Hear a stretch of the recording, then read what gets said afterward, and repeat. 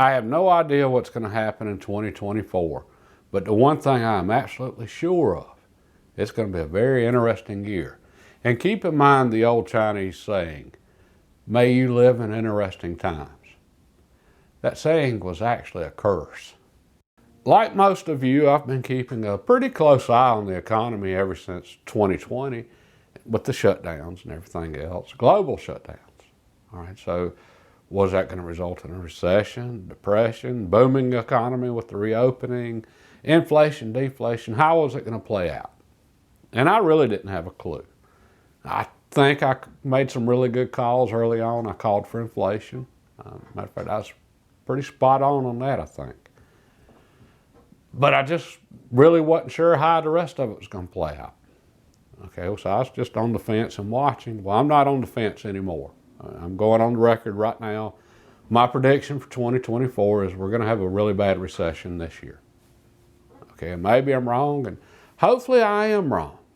All right, that's best case scenario. And if I am wrong and the economy's booming, then at the end of this year, all of you can call me out and, hey, Tom, you completely missed it in this one. Okay, and I hope I do. But I'm calling it now, recession 2024, and it's going to be bad. I don't even know what this recession is going to look like. I mean, we've never went into a recession in the U.S. with the government $34 trillion in debt. So the one thing I am sure of is we're going to get a lot of inflation. That's the only way the government's going to be able to make the debt payments.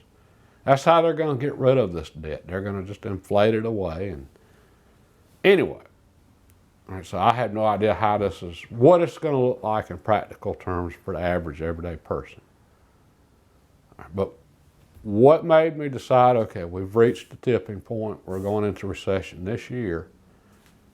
A good friend of mine, his son has a 2014 Toyota Tundra pickup truck. And it started running real bad. And he carried it to the Toyota dealership, and they checked it out, and they said it's a stuck valve, and you need a new engine, and it's going to be $16,000. Okay, keep that in mind for a minute. $16,000 for a new engine for a 10-year-old pickup truck. So we're not talking a supercar. This isn't a Ferrari or a Lambo. This isn't even an $80,000 or $90,000 diesel. It's just a 10-year-old Toyota pickup truck. $16,000. Now, he can get that done a lot cheaper somewhere else besides the dealership, but just the fact that the dealership would throw out a number like that is for how much the repair is going to cost. That's just a sign of where we're at right now, which is the price of repairing anything, maintaining stuff, is just absolutely outrageous. How many of you have gotten a quote from an electrician lately to do some work, or plumber, or HVAC, or priced a new roof for your house? They've gone up. Okay, so we've heard all the talk about young people, or so many people, they can't afford homes and vehicles now. Well, we're past that now. I mean, that's yesterday's news. Right now, a lot of people are starting to not be able to even afford to maintain what they already have. $16,000 for a 10-year-old vehicle to replace the engine? Okay, when people can't afford to maintain what they already have, they ain't buying new stuff. And if they're not buying new stuff, then that's less demand. So manufacturers, service providers, they're going to have to start laying some people off, which further reduces demand, which that's that start of that downward spiral that is a recession. That's what I see us getting this year. Okay, and for myself, again, I could be way off on this, completely wrong, but I'm going to act and plan accordingly. All right, which for me, it ain't going to change much for me because I've been kind of skeptical of things for a while now anyway. But for myself, my plan is to make my lifestyle more sustainable. And I don't mean environmentally. I mean financially sustainable. So I want to make sure, first of all, that I'm living within my means. All right, then I'm in touch with reality as far as where I'm at, how much I'm making, how much I spend. I'm living within my means. And then I want to work on setting myself up so that my standard of living is going to be sustainable over time, even if I get a reduction in income. All right, a great example of what I'm talking about here. The new house I'm working on, I'm looking for 2 stoves right now for the house. I'm looking for a gas range for the kitchen to cook on, and I'm also looking for a wood stove. All right, well, for the gas range, I'm looking for an older stove without circuit boards in it. I want mechanical switches, and the reason for that is they're almost indestructible, those old stoves with mechanical switches. If something breaks, it's usually a switch, and change that out, and the stove's perfectly fine and in use again. And assuming I can still find that switch, even if I can't, just because it's mechanical, I can come up with something and make it work. Right, versus the newer stoves, even gas ones that have circuit boards, what that circuit board goes out, I don't know if I'm going to be able to repair that or not, or if I'm going to be able to find a replacement part or what. And with a lot of the newer stoves, that circuit board going out, that could render the stove useless, or at least the oven, if your temperature controls are controlled by that circuit board. So I want an older stove that doesn't have a circuit board, because I want to know it's going to last and it's not going to be costing me in the future.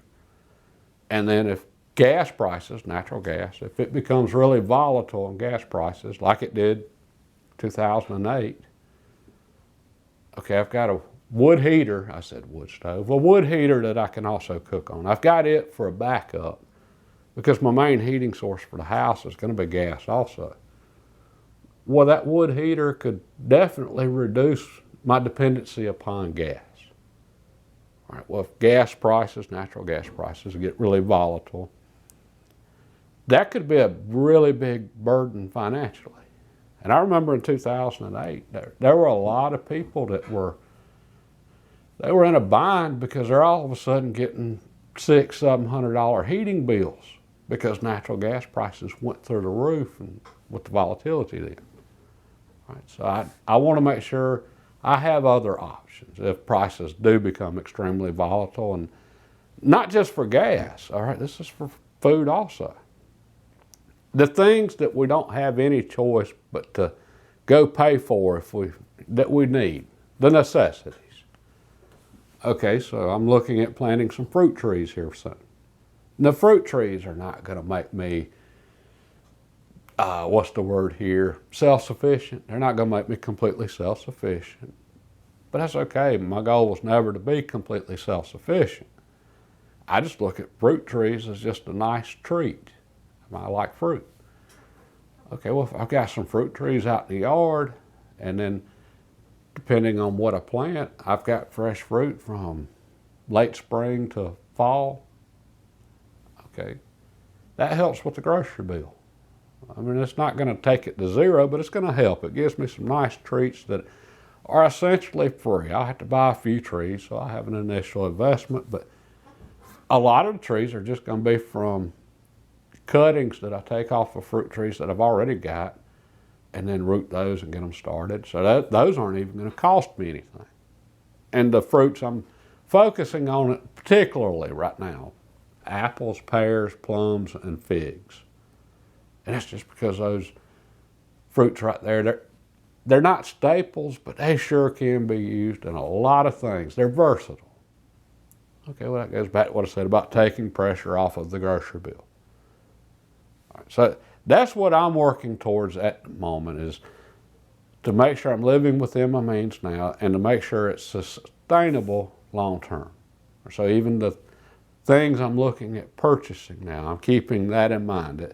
What's this going to cost me in the future, so that I don't end up with a truck in the shop and they're telling me it's going to be $16,000 for a new engine.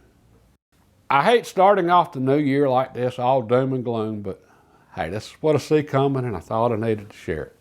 And thus far, most of my predictions have been pretty good. I'm going to throw out another prediction here also.